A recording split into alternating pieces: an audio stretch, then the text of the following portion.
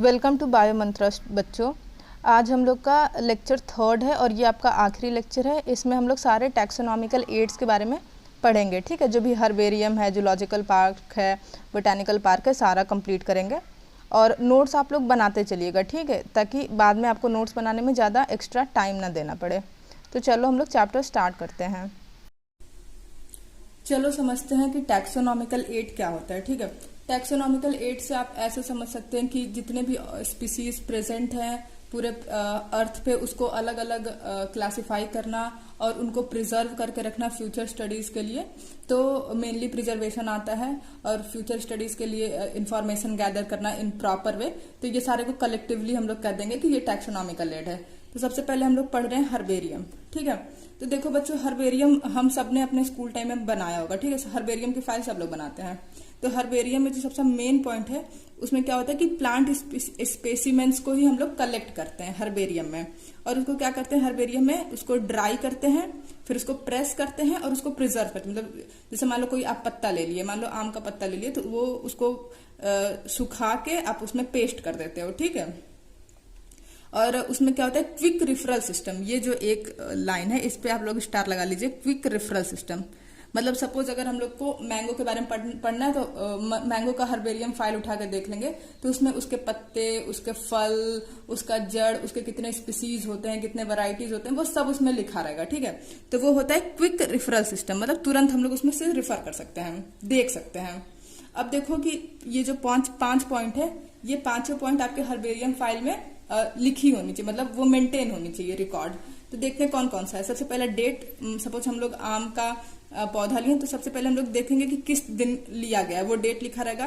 Place of collection, मतलब कहाँ से उसको कलेक्ट किया गया है। और तीसरा है इंग्लिश, लोकल और बोटानिकल नेम, तीनों नेम्स हम लोग लिखेंगे उसमें। वो जो प्लांट है वो किस फैमिली का है वो फैमिली लिखेंगे। और कलेक्टर्स नेम, मतलब मान लो अगर मैंने लिखा तो मैं अपना नाम लिख दूंगी, ठीक है। अब दूसरा आपका जो टैक्सोनॉमिकल एड है वो है बोटानिकल गार्डन। देखो बोटानिकल गार्डन, बोटानिकल से ही मतलब समझ में आ रहा है कि प्लांट को यहाँ पे कंजर्व करके रखा जाता है, ठीक है, बोटानिकल गार्डन में। अब ये तीन आपके दिए गए हैं। देखो एक है पहला बोटानिकल गार्डन क्यूव है, वो इंग्लैंड में है। दूसरा इंडियन बोटानिकल गार्डन हावड़ा में है। और तीसरा national botanical research institute Lucknow में, ठीक है। तो ये तीनों आपको याद करना है, ये तीनों से क्वेश्चंस आते हैं। एक बार और रिपीट कर ले रही हूँ। क्यूव इंग्लैंड से है, इंडियन बोटानिकल गार्डन जो है वो हावड़ा से है, और नेशनल बोटानिकल रिसर्च इंस्टीट्यूट जो है वो लखनऊ में है, ठीक है।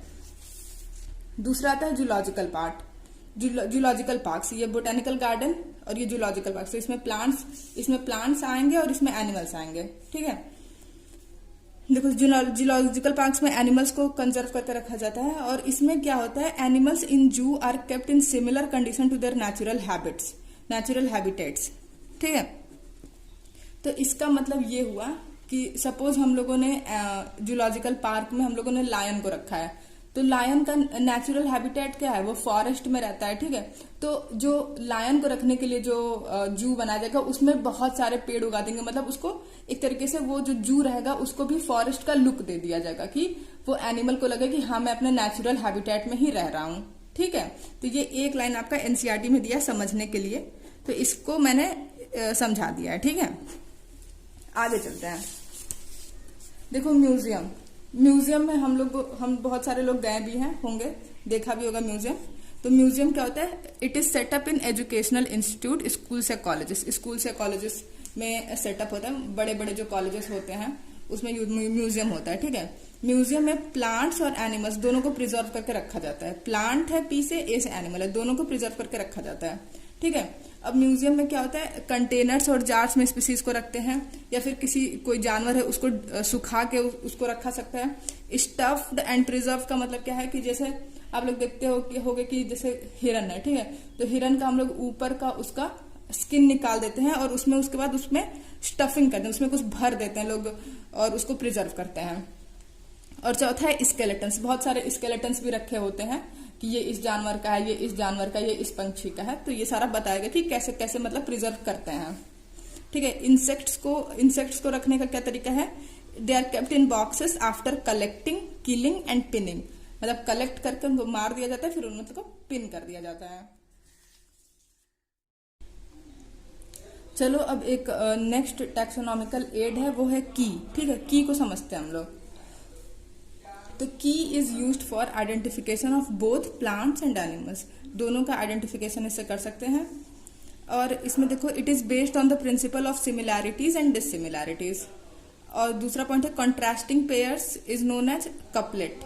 कंट्रास्टिंग पेयर्स किस चीज का, कैरेक्टर्स का, जैसे एक सिमिलर है एक डिससिमिलर है तो कंट्रास्टिंग कैरेक्टर्स हो जाएंगे ना, तो उसको कपलेट कहते हैं।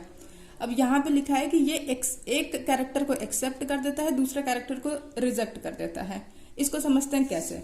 सपोज हम लोगों ने बहुत सारे एनिमल्स, बहुत सारे ऑर्गेनिजम्स दे दिए, मान लो 2000-3000 ऑर्गेनिजम्स दे दिए, और उसमें पूछे कि बताओ किसके पास विंग्स प्रेजेंट है, किसके पास पंख प्रेजेंट है।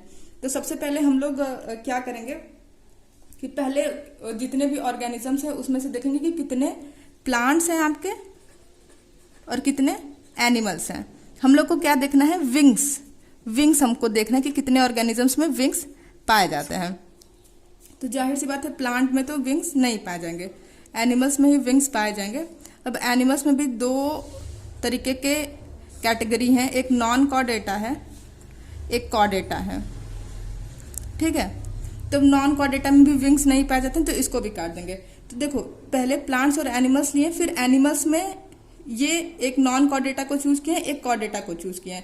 तो यहाँ पे एक तो कॉन्ट्रास्टिंग पेयर्स आ रहे हैं, सिमिलैरिटीज और डिससिमिलैरिटीज आ रहे हैं, और उसके बाद एक चीज को हम लोग एक्सेप्ट कर रहे हैं, दूसरे को रिजेक्ट कर रहे हैं। यहाँ पे लिखा ना, एक को एक्सेप्ट करना, दूसरे को रिजेक्ट करना। और हम लोग एनिमल्स को लिए, फिर एनिमल्स से पहले हम लोग प्लांट्स और एनिमल्स लिए, फिर एनिमल्स से हम लोग अभी कॉर्डेटा पे पहुंच गए। तो ये हम लोग एक लीड ले रहे हैं। ठीक है, लीड ले रहे हैं, तो ईच स्टेटमेंट इन की इज कॉल्ड लीड। तो लीड समझ में आया क्या हुआ। अब कॉर्डेटा में भी बहुत सारे कैटेगरीज होते हैं, जैसे फिशेस होते हैं, रेप्टाइल्स होते हैं, एम्फीबियंस होते हैं, एव्स होते हैं और मैमल्स होते हैं। सपोज हम लोगों ने फिर एव्स लिए और यहाँ पे मैमल्स लिए, तो फिर हम लोग देखेंगे कि विंग्स किस में पाए जाते हैं, तो एव्स में पाए जाते हैं और मैमल्स में नहीं पाए जाते। तो फिर एक चीज को एक्सेप्ट किए, एक चीज को रिजेक्ट किए, और ये फिर एक लीड लिए। तो यहाँ पे आप लोग को समझ में आया ये वाला पॉइंट क्या है कि it accepts one character and rejects one other character and each statement in की इज कॉल्ड लीड। तो ये हम लोग लीड ले रहे हैं। ठीक है, आगे चलते हैं। अब कुछ छोटे छोटे पॉइंट दिए गए, एक ही पैराग्राफ में सारा कंप्लीट कर दिया, तो हमने भी उतना ही किया है जितना बुक में आपको दिया है। तो फर्स्ट है फ्लोरा। फ्लोरा क्या होता है, वो प्लांट इन गिवन एरिया, मतलब एक एरिया में कितने प्लांट स्पीसीज प्रेजेंट है उसकी स्टडीज के बारे में, उसको फ्लोरा कहते हैं। मैनुअल्स में क्या होता है, identification of names of species, जिसमें नेम्स का आइडेंटिफिकेशन होता है मैनुअल्स में। मोनोग्राफ क्या है, information on any one taxon. इसको कैसे समझेंगे, यहाँ पे मोनो मतलब क्या होगा, वन, तो इसलिए एक ही टैक्सॉन के बारे में इंफॉर्मेशन अगर गेन करना है तो वो मोनोग्राफ से हो सकता है। दूसरा है कैटलॉग्स। कैटलॉग से रिलेटेड है लिस्ट। अगर कहीं भी लिस्ट आ गया तो समझ लेना कि वो कैटलॉग से रिलेटेड है। List of all the species, जितने भी स्पीसीज रहेंगे उसका लिस्ट, मतलब उसके बारे में हर एक चीज पता कर लेना।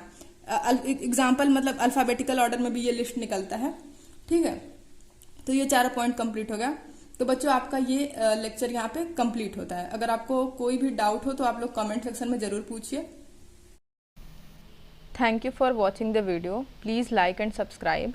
और आगे मैं किस चैप्टर पे वीडियो बनाऊँ वो आप लोग नीचे कमेंट सेक्शन में बता सकते हैं। ठीक है, थैंक यू सो मच।